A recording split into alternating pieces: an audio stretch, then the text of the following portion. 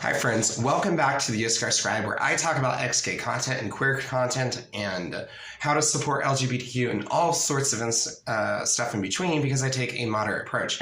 Now I'm going to play a clip where someone calls this identity a convenience. And I'm going to give my response to it because there's a lot of apologetics right now that are coming out with basically they're having these themes of going, oh, point out how delusional someone is. Point out that it's wrong. Point out that it's a sin, but people can change, but point it out. And I'm just like, I'm starting to realize that this movement is actually, in my opinion, I think it's going a little bit too far. And because it's taking these points of saying like this person who might be supporting gay rights, I'm not sure. Even like I've heard several of their clips and I'm still not sure what direction they're going into. As someone who was a gay rights activist, okay, let's get into that here on the Oscar Scribe on this episode of I Don't Think So. So I don't know who this is. I want to say that it comes from this was posted on the Mormon Stories podcast, so I'm guessing this is the Church of Mormon's stance on homosexuality. Now, there's a young man that I've watched like come out of the closet who is Mormon, who talks about being gay and Mormon. And so this is like a part of the church. So he talks about gender ideology and more. Let's dive into what he says today, and let's kind of pick it apart as he says it. I'm not going to react. I'm going to pick it apart as he says it. An opposition to same-sex intercourse because it is a convenient identity marker. I'm going to start there. It is not convenient. Like a lot of people actually even in the gay community, they have this stance of like, I still don't want these attractions. It's not convenient. I really dislike the stance that he's taking already because it's not convenient. It's not a convenient identity marker. It's an identity marker that people sometimes go to last, not first. I mean, if we step away from all this TikTok stuff and like social media and stuff, this is not convenient in the lives of people. It puts people in a whole experience category that is not like heterosexual people. So this is not convenient. Studies say about 1 in 5 people have this go on to some degree. So it's not convenient. And I don't agree with him, even in a theological stance, but let's continue.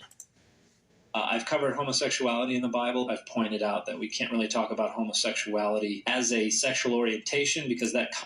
Yes, you absolutely can. He talks later about how it comes about in the 19th century. In scripture, when we talk about homosexuality and we talk about people leaving homosexuality, they leave a deposition that they are innately drawn to. So this claim he makes historically does great harm, whether you're gay or ex-gay, to a person's journey in faith. This is a person that, like other apologists, and this is what apologists get wrong is what this is going to be labeled, but it is, if you're going to be talking about depositions or predestined orientations or inclinations, you're literally just defining what seems right or carnal, whether that's healthy for society or not. I completely disagree on a humanitarian sense, which is why I'm just destroying this piece right now. Concept just did not exist anciently. They didn't think of someone as having an orientation that was either in the direction of members of the same sex or in the direction of members of the opposite sex. So let's talk about how people had orientations for other type of cultural issues, historiography. People really gave preference to the bloodlines, like if you're Roman and other things. So this is just like historically, this is not a point I would really suggest. And I believe this person is for gay rights when I've seen his episodes. I just don't agree. Apparently, his name's Dan McClellan, and if you're Dan McClellan, I'm sorry, I disagree with you. I think there are several examples, several depositions, several verses in scripture that talk about that they're given over to drunkenness. They have a deposition for it because of their environment. So scripture over thousands of years covers this topic, and I just disagree with it. That was something that developed since the 19th century. There are places where the Bible condemns certain acts of same-sex intercourse. Okay, so he's right in one sense that psychology has really tied on to this tethered of orientation as we divined it. Yeah, I mean, we kind of have made it into religious practice.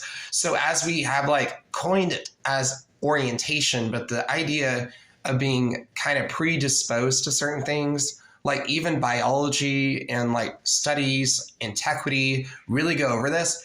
Now, whether it's right or wrong, guys, that's a whole different conversation. But I'm just like talking about this. Now, he's talking about an area of history, and like all apologists that are going on right now, through and through, they're not covering the lives of the early church people, the eunuchs. Like they're not doing a series on it. So we're probably going to be covering that. If we can find some research in ancient history on who those eunuchs were, we'd love to cover that. But apologists like him, who's a Mormon, I think, I can't say, I'm just saying that he's posted on the Mormon Stories podcast. They don't cover any story of gay people or queer people who gave up homosexuality in the early church. I would love it if you're a Catholic to respond to this. Are there stories? Do you know? Drop a comment of like people in history that decided to leave homosexuality in the early church. Even like the reading that I've done, the books I've come across, they are slanted. They don't present these stories, and they're out there. And one of the reasons why I don't feel like they present stories is because they are more bent on trying to spread the gospel, I think, than actually outline those things. So really, I don't think until recent history, because a lot of people would have been like in history, if you admitted this, you possibly would have been considered a witch. So I think that also plays a role, but let's continue to dissect this minute clip. But when I talk about that, I also point out that there are places where the Bible endorses and promotes slavery and women as chattel. Everybody's negotiating with the text. Everybody's picking and choosing.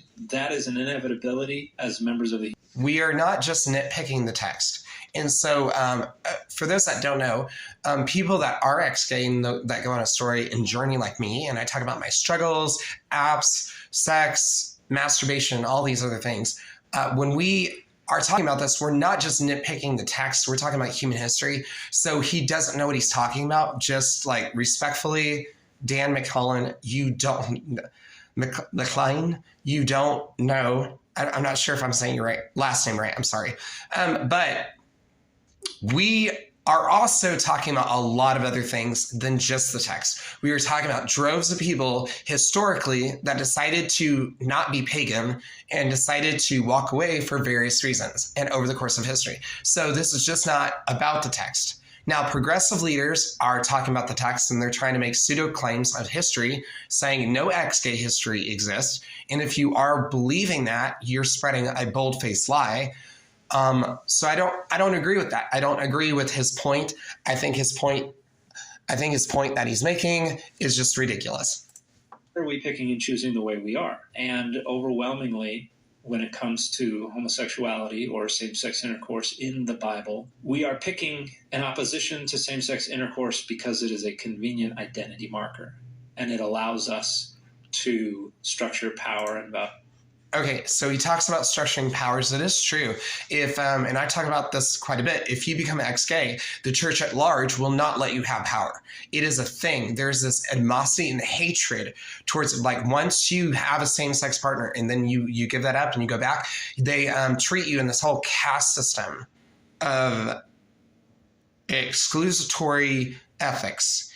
And these ethics really, that what they do is, especially in same sex, but you can look at this in the charismatic movement.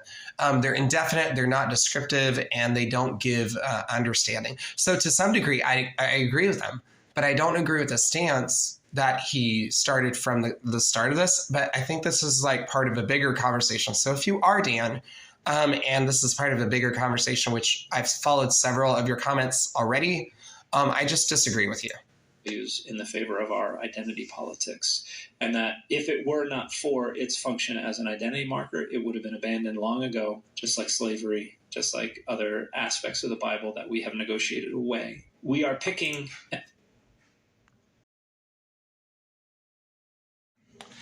So I will be most likely talking about exclusionary ethics on my podcast, which you can find on Spotify if you look up the Yoskar Scribe. I do think like his last point is pretty strong. I do think that there's a structure of power where people who are heterosexual are treated with more preference. Let me know your comments below. I'd love to hear your thoughts, and follow me on all social media as the Yoskar Scribe.